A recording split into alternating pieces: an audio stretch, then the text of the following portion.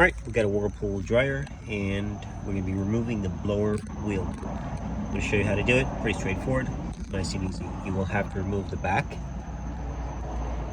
and then 4 screws. Alright, so we're inside now, and if you take a look back here, you're going to have a square and you'll need the adjustable. Set it back there, and you can grab either an impact, or if you're not too stuck, you can use the pliers, channel lock, whatever. But you're gonna be turning this portion.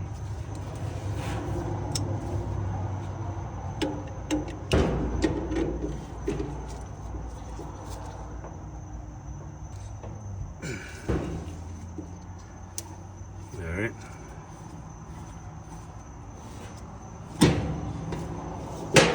Now once we go back there, the wheel should be off.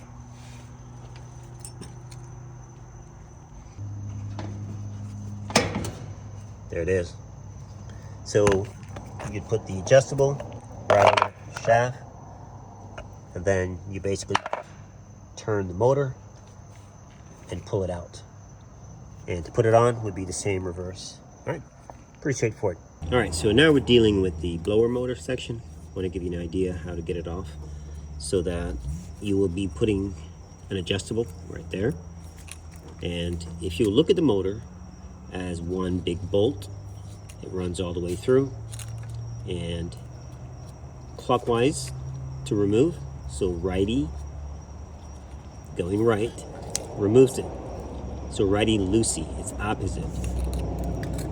So turning, or if you don't want to just turn, you can just turn this and it should come off.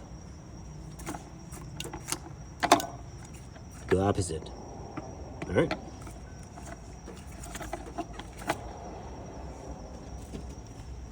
And that's putting it on. All right, and that's how you do that. All right, guys. Thanks for watching.